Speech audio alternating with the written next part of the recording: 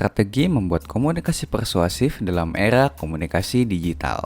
Perkenalkan, kami dari kelompok 1 yang beranggotakan Ahmad Ghazi Abul Hoyer, Astrid Helena Diandra Putri Pardede, Amelia Azahra, Aska Faniar Adela Henry, Bimos Mbadawi Caksono, dan Versli Haitsu Mubarokah.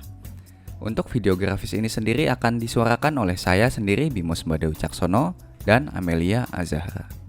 Menurut NIDA pada tahun 2014, salah satu karakteristik dari masyarakat dalam dunia modern adalah tak terpisahkannya kehidupan mereka dengan segala hal yang berbau teknologi. Dengan adanya globalisasi serta perkembangan teknologi secara sangat pesat belakangan ini, telah mengubah pola hidup manusia menjadi lebih dinamis terhadap pola interaksi dan komunikasi. Seperti terciptanya kebutuhan dari media digital sebagai tempat bertukar atau bertransaksi informasi. Media digital sendiri memiliki berbagai macam bentuk. Di antaranya ada website seperti media-media berita, media berbagi video seperti YouTube, maupun bermacam-macam media sosial seperti Facebook, Instagram, maupun Line. Dari sini kita akan membahas bagaimana media digital dan teknologi baru dapat membantu membuat komunikasi untuk menjadi komunikasi yang persuasif. Media sosial sendiri adalah platform digital yang digunakan untuk membangun jaringan sosial atau hubungan sosial dengan orang lain yang memiliki minat, aktivitas, latar belakang, atau koneksi kehidupan nyata atau pribadi yang serupa. Berdasarkan laporan digital yang dirilis oleh We Are Social dan Hootsuite, secara global pada Januari 2020 terdapat peningkatan jumlah pengguna internet menjadi 4,54 miliar pengguna. Pengguna internet naik sebesar 7% atau 298 juta pengguna baru jika dibandingkan pada Januari 2019. Dalam laporan yang sama, juga dicantumkan bahwa pengguna internet di Indonesia rata-rata menghabiskan waktu selama 7 jam 59 menit setiap harinya untuk menggunakan internet. Tempat yang paling sering diakses sendiri adalah YouTube yang menjadi media sosial terpopuler di Indonesia yang mencapai angka 88%. Diikuti WhatsApp, Facebook, Instagram, Twitter, serta media sosial lainnya seperti Line, TikTok, ataupun Reddit. Saat ini media sosial tidak hanya dilakukan sebagai tempat untuk bersilaturahmi atau berkomunikasi, tetapi juga telah menjadi wadah untuk berbagai informasi, bahkan sampai mempersuasi orang lain untuk melakukan ataupun mempercayai sesuatu. Komunikasi sendiri menurut Rahmat pada tahun 2008 akan dikatakan efektif apabila dapat menimbulkan suatu pengaruh pada sikap seseorang. Salah satunya adalah mempengaruhi sikap seseorang yang kemudian disebut sebagai komunikasi persuasif. Secara istilah, komunikasi persuasif diartikan sebagai usaha sadar dalam mengubah pikiran dan tindakan dengan memanipulasi motif ke arah tujuan yang telah ditetapkan. Persuasi bisa dilakukan secara rasional dan secara emosional. Biasanya menyentuh aspek afeksi, yaitu hal yang berkaitan dengan kehidupan emosional seseorang.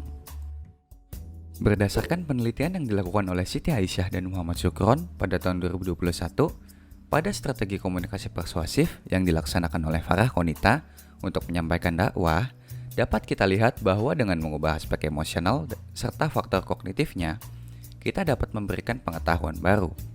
Serta dengan bantuan penggunaan desain grafis dan strategi menggunakan bahasa yang mudah dimengerti, dapat membantu mengajak ataupun mempersuasif anak muda.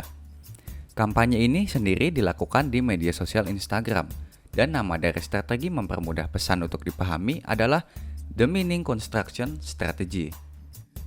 Nah, kita juga dapat melihat dari penelitian oleh Siti Sakinah pada tahun 2018 atas strategi komunikasi persuasif dari pengurus komunitas Terang Jakarta dalam mengajak anak muda untuk berhijrah melalui media atau media sosial, bahwa dengan digunakannya the psychodynamic strategy, yaitu sama seperti yang dilakukan Farah Konita. Dengan mengubah aspek emosional dan faktor kognitifnya melalui persuasi ini, dapat membantu mempersuasif anak muda untuk berhijrah. Ini juga sama dibantu dengan penggunaan desain grafis yang menarik dan bahasa yang tidak baku dan mudah dipahami. Sejauh ini, kita dapat menyimpulkan bahwa dengan penggunaan desain yang bagus serta penggunaan bahasa yang mudah untuk dipahami oleh berbagai macam orang, kita dapat meningkatkan kemungkinan suatu informasi dapat menjadi komunikasi yang persuasif dan dapat membujuk orang-orang. Selain penggunaan desain dan bahasa yang baik, juga ada strategi psychodynamic yang dapat kita aplikasikan dengan mengubah aspek emosional dan faktor kognitif. Selain hal yang sudah disebutkan di atas tadi, kita juga dapat menggunakan strategi The Meaning Construction Strategy. untuk menyusun informasi atau pesan yang akan kita komunikasikan.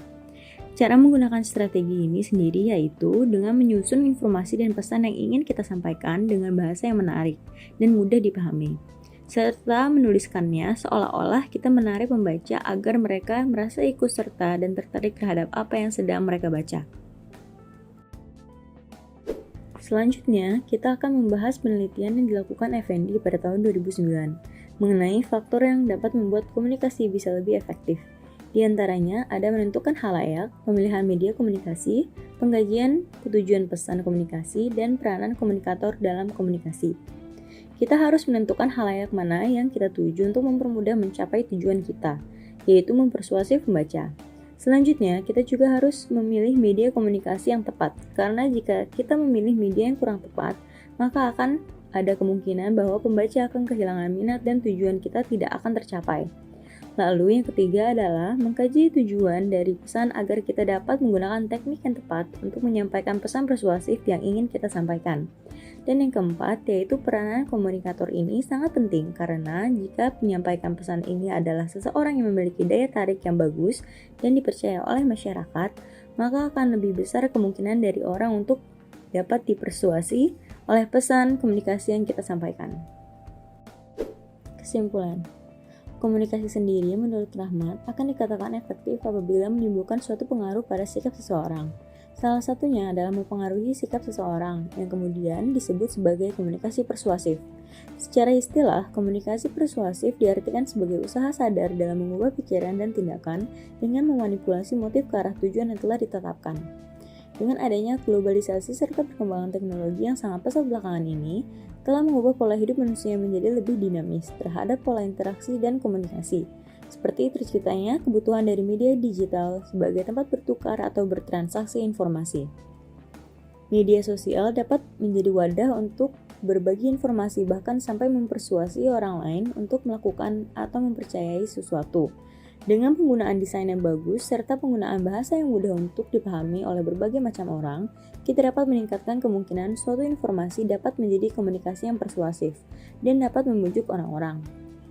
Selain penggunaan desain dan bahasa yang baik, juga ada strategi psychodynamic yang dapat kita aplikasikan dengan mengubah aspek emosional dan faktor kognitif. Faktor yang dapat membuat komunikasi bisa lebih efektif, yaitu yang pertama menentukan khalayak, yang kedua pemilihan media komunikasi, yang ketiga pengkajian tujuan pesan komunikasi, dan yang terakhir adalah peranan komunikator dalam komunikasi.